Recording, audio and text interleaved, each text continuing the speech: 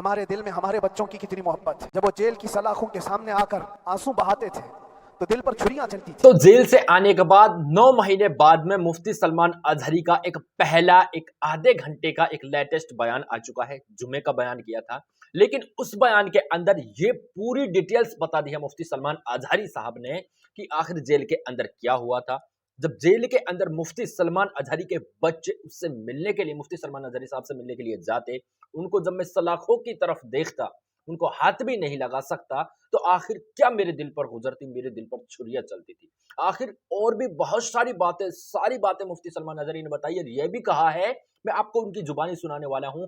آپ کا میں ٹائم زیادہ ضائع نہیں کرتے ہوئے اسی بیان کو میں آپ لوگوں کو سنانے جا رہا ہوں. حالانکہ آپ لوگوں کو اس بیان کو پورا دیکھنا ہے، ویڈیو کو آگے تک شیئر کرنا ہے، دھیان سے اس بیان کو دیکھنا ہے، کیونکہ سارے لوگوں کی نظریں صرف اور صرف مفتی سلمان اظہری کے اس بیان پر ہیں کہ جیل سے آنے کے بعد پہلے بیان میں آخر مفتی سلمان اظہری کوئی غلطی بھی کرتے ہیں یا نہیں کرتے ہیں. آپ لوگوں کو یہ بیان پوری طرح سے دیکھنا ہے. اور ساتھ یہ بھی کہا ہے، میں نے جیل کے اندر ایسے انسان بھی دیکھے ہیں جو اللہ تعالیٰ کو بھول چکے ہیں اور جو نون مسلم بھی بن چکے ہیں. ان جیل کے اندر کرمنل تھے جو مسلمان بھی دکھائی جا رہے. لیکن سب سے پہلے آپ مفتی سلمان اظہری کے اس لیٹسٹ بیان کو پورا دیکھیں اور ویڈیو کو دھیان سے دیکھیں. کمنٹ سیکشن میں ضرور بتانا کہ آخر کیا معاملہ ہے. کے سامنے حاضر آیا یہ میرے استاد گرامی، مربی، استاذ الاساتذہ، برادر گرامی حضرت العلامہ مفتی زبیر احمد صاحب قبلہ ادام اللہ اقبالہ، جنہوں نے دن رات ایک کر دیے تھے. میرے خیال سے 8 مہینے میں جتنے ان کے بال سفید ہوئے، اس سے زیادہ نہیں ہوئے ہوں گے. صرف اس لیے نہیں کہ ایک بھائی کے لیے، اس لیے بھی لڑ رہے تھے کہ ایک عالم کے لیے جس سے دین کا بہت سارا حصہ وابستہ ہے. ان کی محنتیں رائگاں نہ گئیں. بہت سارے میرے احباب و اقربا، خاص طور پر مدن پورہ اور وکرولی سے، جنہوں نے اپنے گھر بار چھوڑ کر میرے لیے دوڑتے بھاگتے رہے.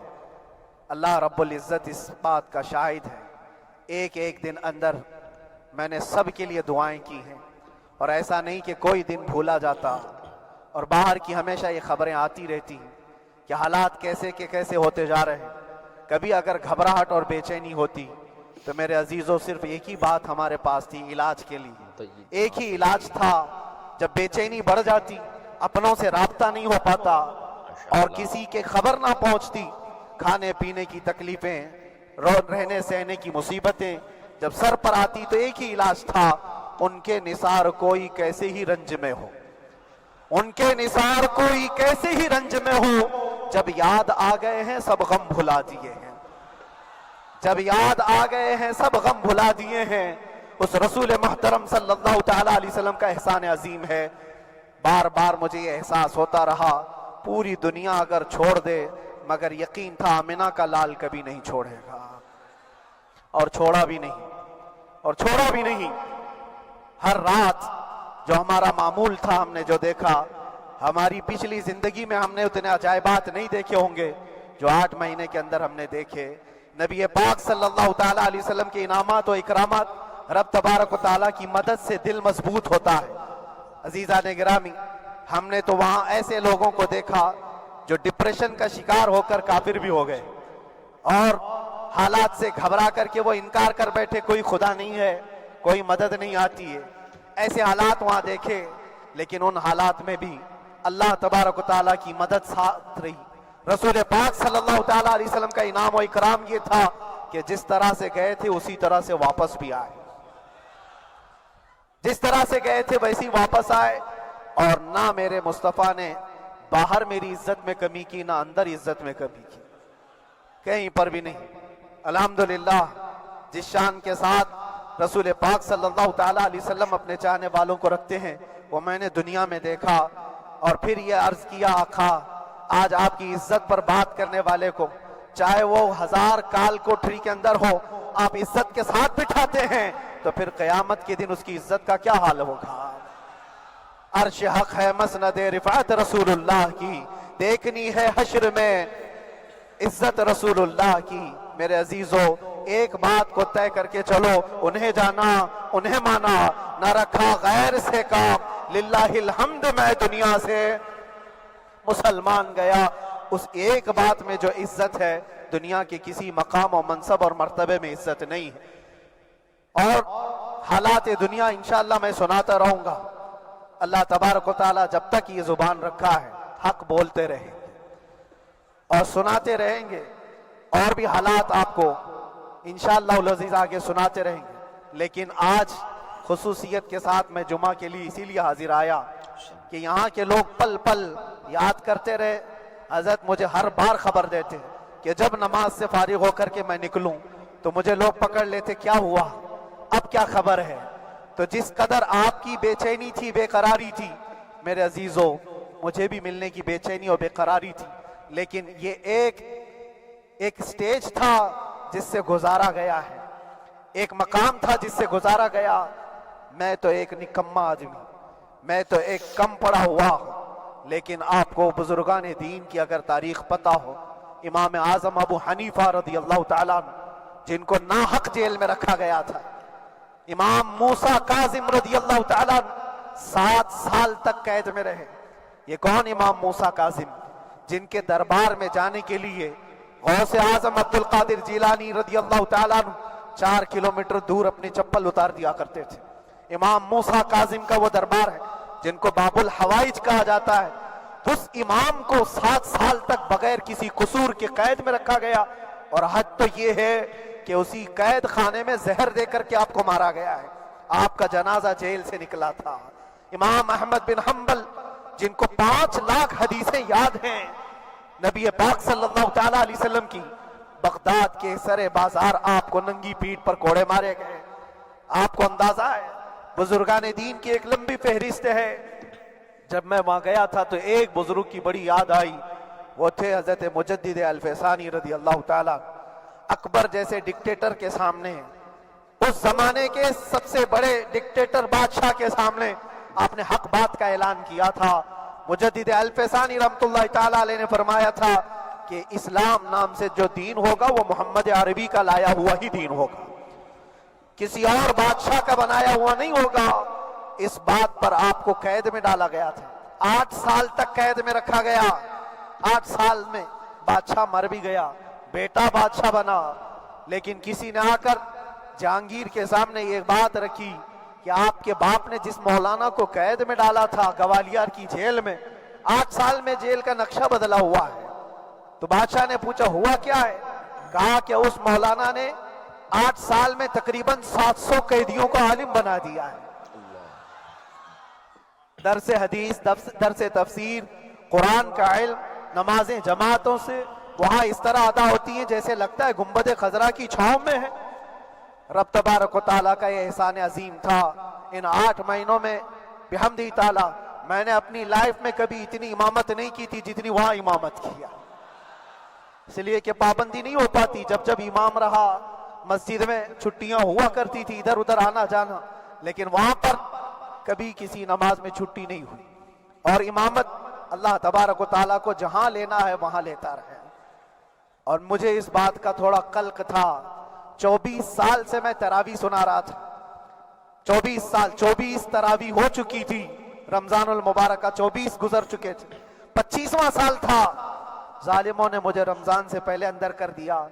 بار بار یہ خواہش ہوتی تھی کہ میری تراویح چھوٹنے نہ پائے، 25ویں تراویح ہے، 25ویں محراب ہے، لیکن رب تبارک و تعالیٰ کا احسان، اندر موجود سارے مسلمانوں نے یہ مطالبہ کیا کہ ہم یہاں جماعت سے تراویح قائم کریں گے۔ اور اب تک لوگ الم تری کیف والی تراویح کبھی کبھار پڑھ لیا کرتے ہیں، لیکن سارے لوگوں نے مل کر کے یہ اتفاقاً کہا کہ ہم پورا قرآن آپ سے سننا چاہتے ہیں۔ کیسے کیسے قیدی تھے، کیسے کیسے کرائم والے تھے۔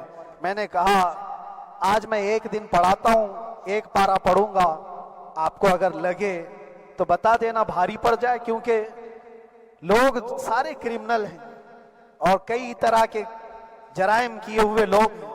نماز دین سے کہاں زیادہ رشتہ، کہاں ہو سکتا ہے یہ گھبرا کر بھاگ جائیں۔ ایک دن پڑھاؤں گا، اگر آپ کو لگے تو بول دینا، نہیں تو کل سے الم تری۔ پہلے دن تراویح پڑھا ہے، دوسرے دن سارے لوگوں نے کہا آپ نے ایک پارہ پڑھایا ہے، سحری تک بھی پڑھائیں گے تو انشاءاللہ کھڑے رہیں گے۔ یہ جو استقامت یہ ساری چیزیں دلوں کا جمع ہونا اور ہماری طرف دلوں کو پھیر دینا بغیر اللہ کی مدد کے نہیں ہوتا، رسول پاک صلی اللہ تعالیٰ علیہ وسلم کے کرم و احسان کے بغیر نہیں ہوتا۔ وہ تراویح بھی پڑھتے رہے، تفسیر قرآن بھی سنتے رہے اور قرآن کی تعلیم بھی لیتے رہے۔ پھر مجھے اندازہ یہ ہوا کہ رب تبارک و تعالیٰ کی منشا یہ تھی کہ ہماری تراویح کی محراب کی سلور جبلی جیل کے اندر ہو جائے۔ مجھے اس بات کا کوئی قلق نہیں رہا کہ میری کوئی چیز چھوٹ گئی ہے۔ ہاں، عید، بقرعید، محرم، یہ تمام چیزیں لوگوں کی یاد تو رہتی، رشتہ دار، احبا، اقربا کی یاد، لیکن اللہ کی مرضی، میرا رب تبارک و تعالیٰ جو پسند کرے اس میں ہم راضی ہیں۔ اگر مولا یہ چاہتا ہے کہ میں تنہا پڑھوں تو اس کی رضا میں ہم راضی ہیں، اگر وہ چاہتا ہے کہ مجمع ہزاروں میں ہم نماز ادا کریں تو اس کی مرضی پر ہم قائم ہیں۔ عزیزان گرامی وقار، صبر اور سکون کے ساتھ جو حالات گزرے اس میں سب سے بڑا کردار آپ سب کی دعاؤں کا ہے، سب کی دعاؤں کا۔ مشائخ، سارے پیران اعظام، تمام سلاسل کے اور ہر مسجد کے امام اپنے محراب اور منبر سے جو دعا کرتے رہے، یہ سارا ذخیرہ میرے لیے اتنا بڑا ہے جس کو میں بیان نہیں کر سکتا۔ ہر ایک کی جانب سے دعائیں، عورتوں، بچوں کی طرف سے منتیں، روزے، نہ جانے کیا کیا کر لیا۔ پھر مجھے اندازہ ہوا کہ صرف اپنے آرام، اپنے راحت کے لیے پھڑپھڑانے سے کچھ نہیں ہوگا۔ رب تبارک و تعالیٰ یہ چاہتا ہے کہ پوری امت مل کر کے اس فقیر کے لیے دعا کرے، اور اللہ تعالیٰ کو جب تک منظور تھا تمہاری دعائیں ہوتی رہی۔ بعض لوگوں کو یہ خیال بھی آیا، کچھ میرے احبا اقربا رشتہ داروں نے بھی کہا اتنی ساری دعائیں ہوئی، اتنی ساری دعائیں ہوئی، قبول کیوں نہیں ہوتی؟ ایک بات یاد رکھو، پوری دنیا مل کر کھڑے ہو کر دعا کرے، اللہ کی قدرت پر کوئی کام کرنا واجب نہیں ہے، اللہ پر کوئی چیز واجب نہیں ہے۔ اگر وہ اپنے فضل سے عطا کر دے تو اس کا احسان ہے، اس کا احسان ہے۔ اب چاہے وہ سال بھر میں قبول کرے کہ 5 سال میں قبول کرے۔ ایک بات یاد آتی ہے میرے عزیزو، ہماری قید تو 8 مہینے کی ہوگی، ان بزرگان دین کی قید 8 سال، 7 سال۔ امام محمد بن حسن عسکری 20 سال تک قید میں رہے، 20 سال تک اندر سلاخوں کے پیچھے بند رکھا گیا۔ یہ اہل بیت اطہار ہیں، ائمہ اعظام ہیں، ان کی تکلیفیں دیکھ کر پھر ہماری تکلیف چھوٹی لگتی، اور پھر نبی پاک صلی اللہ تعالیٰ علیہ وسلم کی یاد آتی۔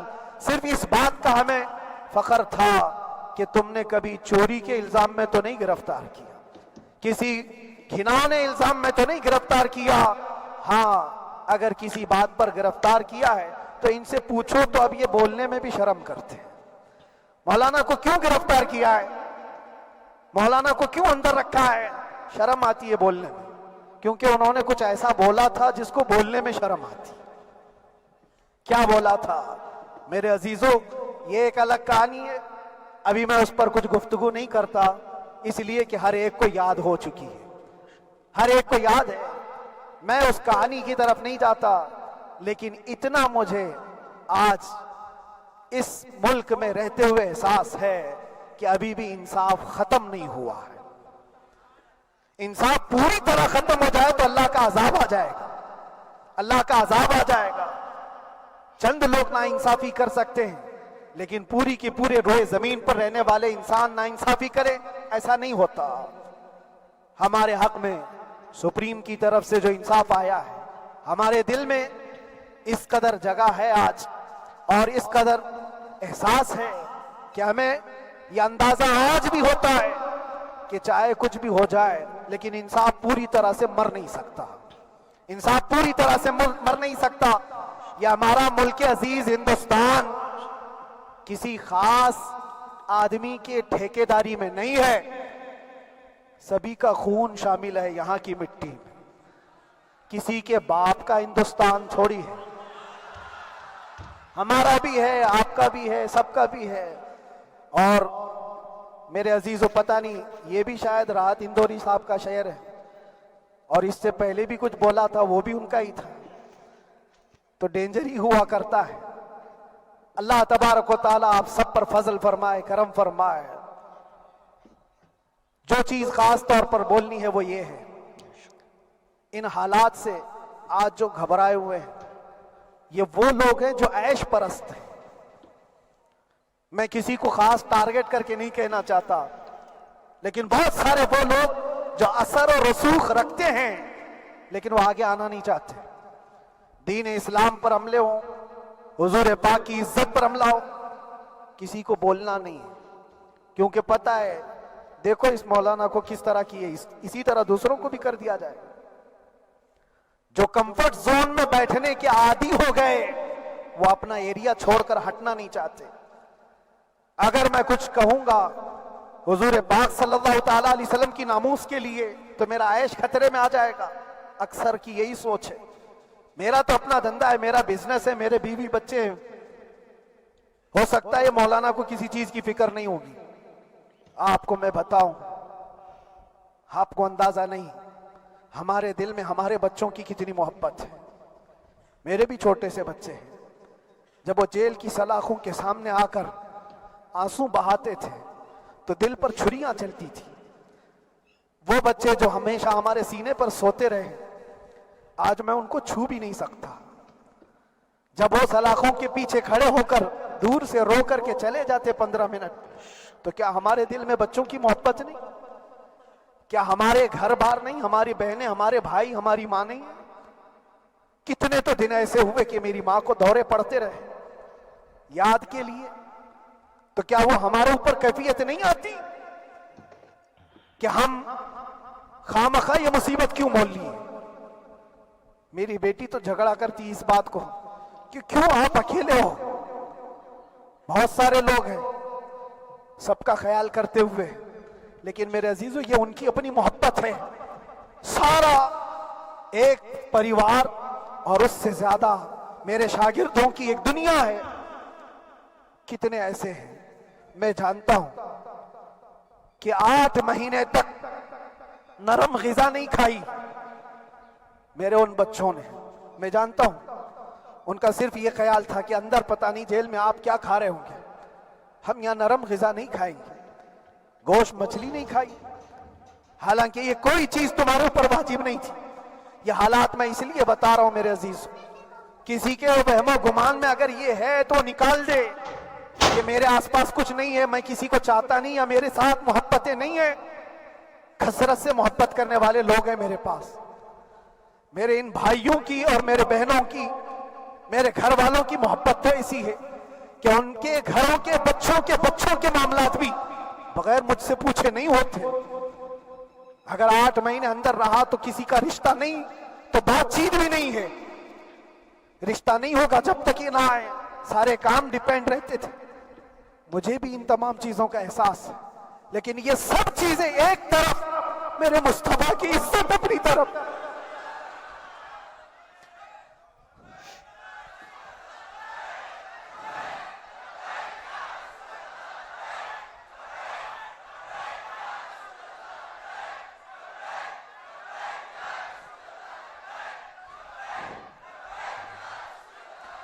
میرے عزیزوں،